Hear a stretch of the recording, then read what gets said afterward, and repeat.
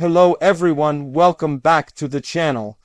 Today, we are talking about a major international move that created shockwaves across Europe and Asia. Poland shutting down its border with Belarus and leaving hundreds of trains stranded. This is one of those stories that looks simple on the surface, but the deeper you go, the more you realize how it affects politics, security, global trade, and the daily operations of countless businesses. So in this video, I'm going to walk you through everything that happened, why it happened, who was affected, and what it means for the future. And as always, I'll keep the paragraphs short and easy to follow. When Poland shut the border, it wasn't just a minor checkpoint closure. It was a full shutdown of major crossing points that connect Poland and Belarus. These crossings are not only important for vehicles and people, but they are also crucial rail corridors linking Europe to China. Freight trains carrying goods worth billions routinely pass through this route. So when Poland made the sudden announcement that the border would close immediately, the impact was instant and massive. Trains were already on the tracks, already moving, already loaded with goods, and suddenly they had nowhere to go. Hundreds of them ended up stuck, many lined up on the Belarusian side, waiting for clearance that never came. What made this even more dramatic is how unexpected the timing was. Poland said the reason behind closing the border was national security. The government pointed to Russian, Belarusian military exercises happening near the frontier. These exercises, known for their large scale, have always raised concerns in neighboring European countries. But this time, Poland said there were incidents involving drones and other activities that it saw as potential threats.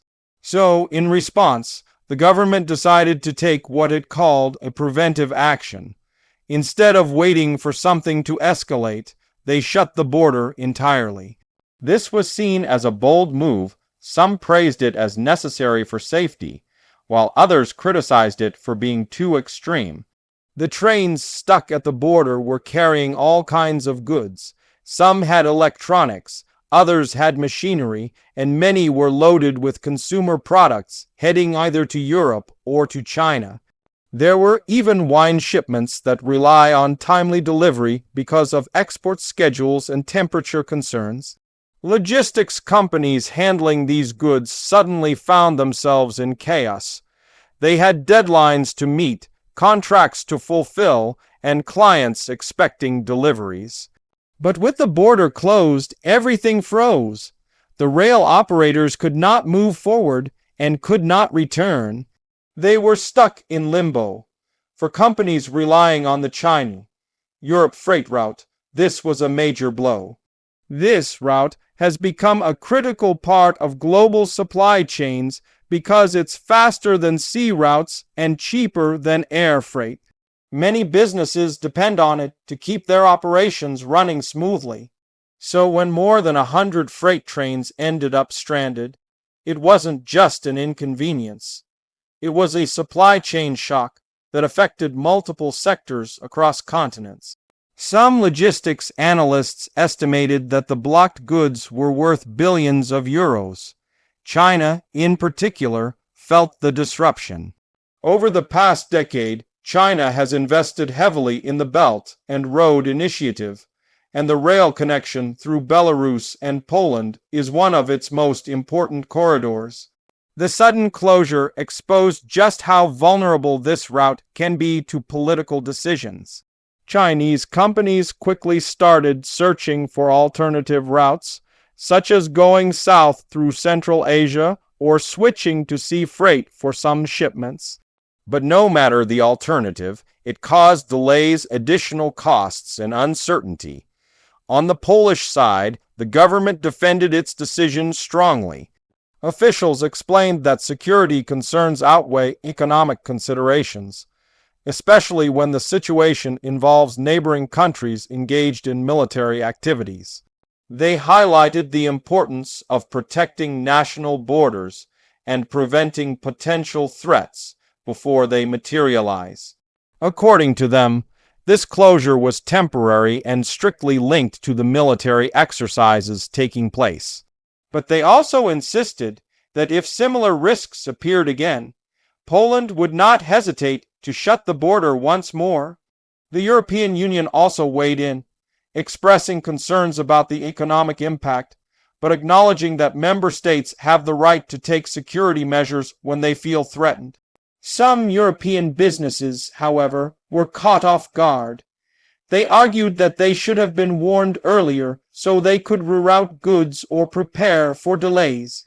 The business community stressed that Europe's interconnected supply chains need stability, and sudden border closures can cause ripple effects that take weeks or even months to fix.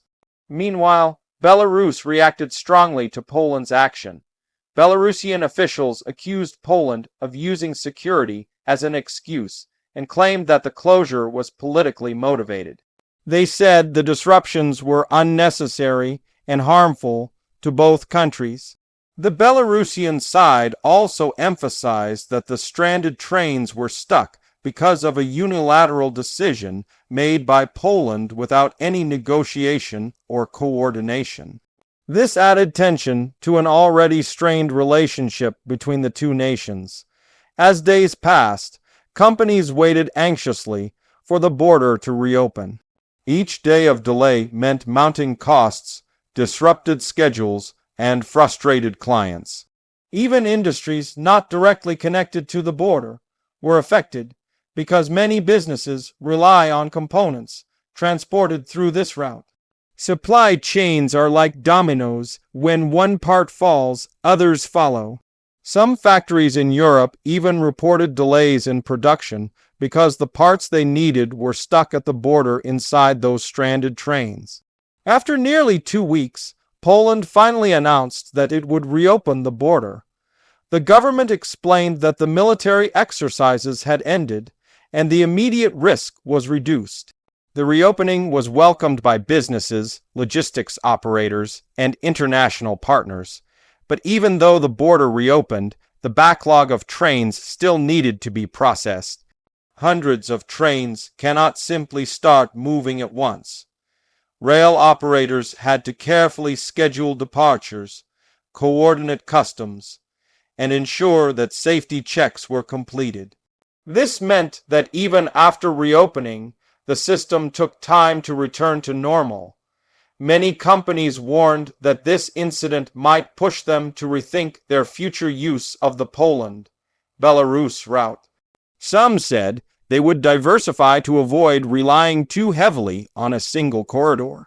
Others said they needed stronger guarantees from governments to ensure that political decisions wouldn't disrupt commercial operations so dramatically. This situation exposed the fragile nature of land trade routes in politically sensitive regions. There is also a larger question: how sustainable is the China-Europe rail connection if it passes through regions where political tensions can flare up so quickly? Experts have long warned that the route, while efficient, crosses countries with complicated relationships. Whenever geopolitical tensions rise, the route becomes vulnerable. What happened at the Poland-Belarus border is a perfect example. Even a temporary closure can cause a chain reaction, affecting thousands of companies. Another layer to this story is how Poland's decision may influence future security policies in Europe. By shutting the border completely in response to military activity next door, Poland set a precedent. Other countries might consider similar actions if they feel threatened. This could lead to new patterns of border control based on security perceptions rather than purely economic considerations. For businesses, this adds another element of unpredictability. There is also the question of trust. Businesses prefer stability. When a major transit country like Poland shuts its border suddenly, it creates doubt about whether the route can be depended upon in the long term. Some logistics experts said that reliability is just as important as speed and cost. If companies start viewing the route as unstable, They may shift to slower but more dependable alternatives like maritime shipping. This could have long-term effects on Europe-Asia trade dynamics. Even after reopening the border, political tensions did not disappear. Poland made it clear that it reserves the right to close the border again if the security situation changes. This means companies cannot assume that the issue is fully resolved. The possibility of another closure remains on the table.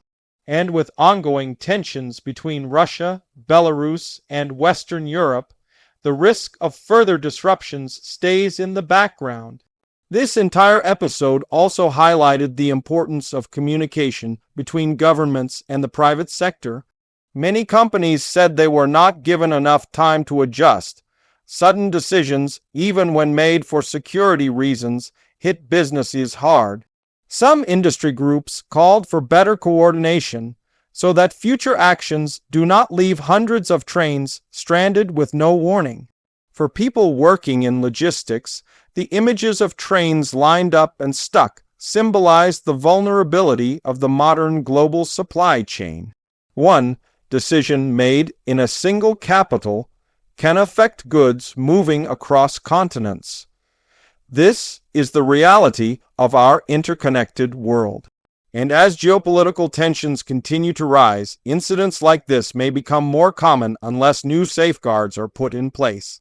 In the end, what happened at the Poland-Belarus border was not just a transportation story.